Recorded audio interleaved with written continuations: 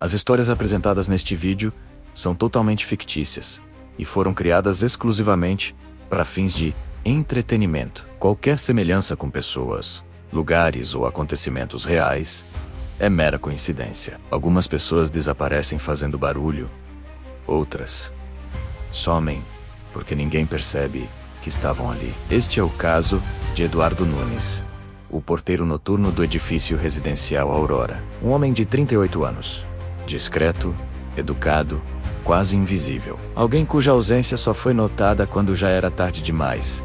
Não porque ele sumiu, mas porque ninguém se importou em procurar. O verdadeiro horror desta história não está em um monstro ou em um fantasma, mas na indiferença de pessoas comuns. Gente como eu e você. A rotina de Eduardo era um relógio. Todos os dias, às 10 da noite, ele chegava para o seu turno. Vestia o uniforme azul marinho. Sentava-se na guarita e observava o mundo passar através do vidro. Os moradores o conheciam, ou melhor, conheciam a figura do porteiro. Cumprimentavam com um boa noite apressado, um aceno de cabeça, enquanto procuravam as chaves na bolsa ou atendiam uma ligação. Ninguém realmente parava para conversar. Eduardo era parte da paisagem, como o vaso de samambaia no hall ou o tapete com o nome do prédio. Ele estava ali para abrir o portão, receber uma entrega, garantir que tudo estivesse em ordem. E ele fazia isso muito bem. Era confiável, pontual, um fantasma prestativo que mantinha a noite segura. Os moradores entravam e saíam, cada um em seu próprio universo de preocupações, prazos e compromissos. Eduardo, da sua cadeira, via fragmentos de dezenas de vidas, mas ninguém via a sua. Ele era apenas o porteiro da noite. Naquela terça-feira, nada parecia diferente. O trânsito na avenida diminuía seu ritmo. As luzes dos apartamentos se apagavam uma a uma, e o silêncio da madrugada começava a se instalar. O monitor das câmeras de segurança emitia um brilho pálido na guarita. Câmera 1, a entrada. Câmera 2, a garagem. Câmera 3, o corredor dos elevadores. Tudo normal. Eduardo lia um livro de bolso, como sempre fazia para espantar o sono. A porta giratória estava travada. O portão da garagem, fechado. A noite se arrastava, monótona como todas as outras. Então, às 3h17 da madrugada, algo quebrou o padrão. A câmera 1, que cobria a entrada principal e a calçada, registrou Eduardo se levantando. Ele ajeitou o uniforme, abriu a porta da guarita e saiu. Caminhou para fora do campo de visão da câmera, em direção à rua. Por alguns segundos, a guarita ficou vazia. A câmera continuou gravando um nada. O livro de Eduardo ficou aberto sobre a mesa. A caneca de café, ainda pela metade. Os segundos viraram minutos. E Eduardo Nunes não voltou. A gravação continuou, registrando a ausência dele, ora após, ora até o amanhecer. Às 6h15 da manhã, Carlos U, porteiro do turno do dia, chegou. Ele estava 20 minutos atrasado e torcia para que Eduardo não comentasse com o síndico. Mas ao se aproximar da guarita, estranhou. Estava vazia. A porta, destrancada. Ele entrou. Olhou ao redor. O livro, o café. Tudo parecia normal. Ele deve ter ido ao banheiro, pensou Carlos. Ou passou mal e foi para casa mais cedo. Era a explicação mais simples. Ele não se preocupou. Apenas guardou o livro de Eduardo numa gaveta, assumiu seu posto e começou o dia. Os moradores começaram a sair para o trabalho. Bom dia, Carlos, diziam. Ninguém perguntou por Eduardo. Ninguém notou que a transição de turnos não aconteceu como de costume. A vida no prédio seguiu seu fluxo, ignorando a pequena anomalia daquela madrugada, a cadeira vazia que por um momento quebrou a rotina. Para todos, o dia estava apenas começando. Os dias se transformaram em uma semana. A ausência de Eduardo virou parte da nova normalidade. Carlos, o porteiro do dia, passou a cobrir algumas horas extras no início da noite, até que o cansaço o vencesse e ele fosse para casa, deixando a portaria vazia. O síndico, um homem ocupado que administrava o prédio remotamente, não foi informado. Afinal, para que incomodar? Os moradores começaram a notar as mudanças de forma sutil. A portaria, antes sempre ocupada, agora estava escura durante a noite. O portão da garagem, que Eduardo costumava fechar pontualmente, às vezes ficava aberto por mais tempo. Uma moradora comentou no elevador: "Nossa, que estranho. A portaria está sempre vazia à noite agora, né?" Outro respondeu, olhando o celular: "Verdade, devem ter mudado o esquema." "Sei lá," outra pessoa disse. "Acho que não tem mais porteiro noturno para cortar custos." Ninguém questionou. Ninguém ligou para o síndico. Ninguém perguntou por Eduardo. As câmeras continuavam ligadas, gravando a entrada vazia, noite após noite. A ausência dele era um fato, mas não um problema. Era apenas uma mudança. A vida era corrida demais para se preocupar com isso. Alguém, em algum momento, iria resolver. Era o que todos pensavam. Uma nova moradora, recém-chegada ao prédio, foi a primeira a fazer a pergunta direta. Era uma quinta-feira à noite, por volta das 11. Ela chegou carregada de sacolas e encontrou a portaria escura e vazia. No dia seguinte, cruzou com um vizinho antigo no hall.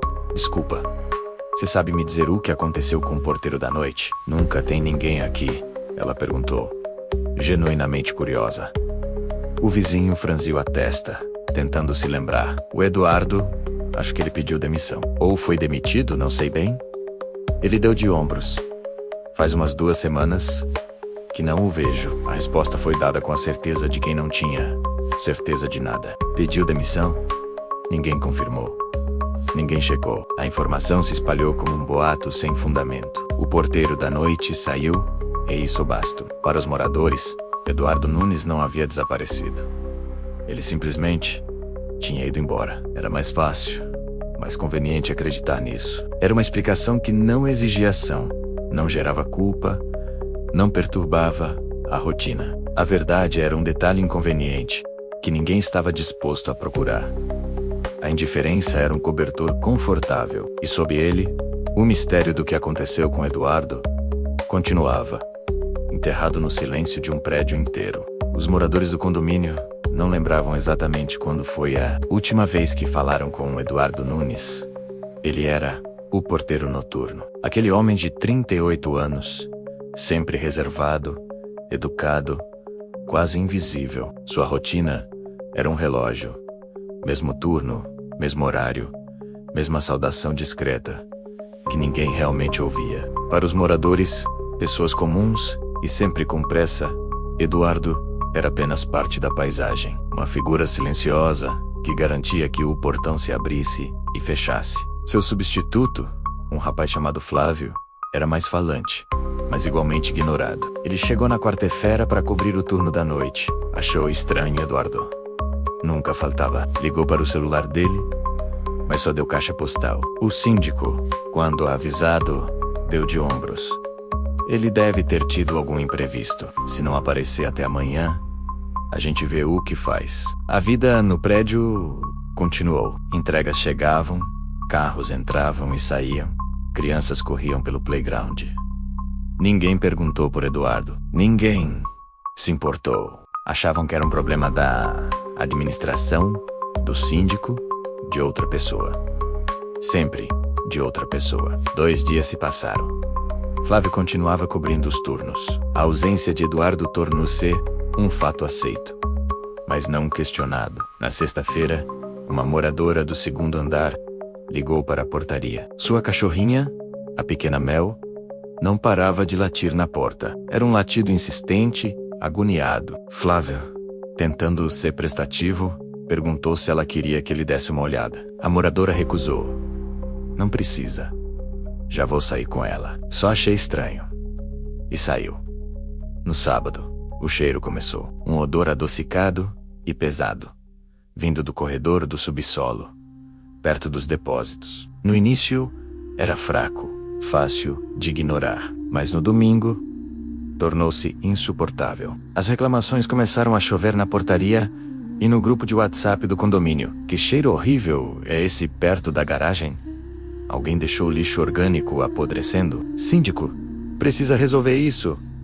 A pressão coletiva finalmente funcionou. O síndico, um homem de meia idade visivelmente contrariado por ter seu domingo interrompido, desceu para verificar, acompanhado de Flávio e de um morador curioso. Ele seguiu o odor. A fonte era um pequeno depósito de manutenção raramente usado. A porta estava apenas encostada. O síndico empurrou a porta e a luz do corredor revelou a cena. Eduardo estava lá, caído no chão, ao lado de uma prateleira de ferramentas. Não havia sinais de violência. Nada que indicasse uma briga ou um acidente. Ele parecia ter simplesmente parado. O médico legista, chamado mais tarde, confirmaria. Um mal súbito, um ataque cardíaco fulminante. Sozinho. Sem socorro. A polícia foi chamada por protocolo. Para entender a cronologia dos fatos, pediram acesso às câmeras de segurança. O síndico, Flávio e alguns moradores se reuniram na sala de monitoramento. O silêncio na sala era denso, enquanto as imagens de 4 dias antes passavam na tela. Lá estava Eduardo, na quinta-feira à noite. Ele se levanta da cadeira na guarita, a mão no peito, o rosto contorcido de dor. Ele caminha cambaleando até a porta, tentando chamar alguém. Ele abre a porta do subsolo, talvez em busca de ar, talvez tentando chegar ao seu armário. Então, ele cai. As imagens continuaram a rolar. Sexta-feira, sábado, domingo. Pessoas passavam pelo corredor. Um morador apressado, falando ao celular, passa a menos de 2 metros da porta entreaberta. Uma família volta das compras. As crianças correndo na frente. Um entregador de aplicativo olha para a porta, hesita por um segundo e depois segue seu caminho. Durante quase 3 dias, a vida continuou ao redor de um homem que precisava de ajuda. Ninguém olhou. Ninguém parou. Ninguém notou. Na sala de monitoramento, o silêncio foi quebrado por um sussurro. "Eu vi a porta aberta na sexta", disse uma moradora, a voz embargada. "Achei que o pessoal da limpeza estava trabalhando." Outro completou, sem coragem de olhar para a tela. "Passei por ali no sábado. Senti um cheiro estranho, mas achei que não era problema meu." A culpa pairava no ar, pesada e sufocante. Cada um deles, em sua pressa, em sua indiferença, havia selado o destino de Eduardo. Uma semana depois, um novo porteiro ocupava a guarita. Um homem simpático, que sorria para todos. O cheiro no subsolo desapareceu. A rotina do prédio foi retomada como se nada tivesse acontecido. As pessoas continuavam com pressa, continuavam ocupadas. Eduardo Nunes não foi esquecido depois que morreu. Ele foi esquecido enquanto ainda estava vivo. O terror mais profundo não vem de monstros ou fantasmas. O terror mais comum é fingir que não viu.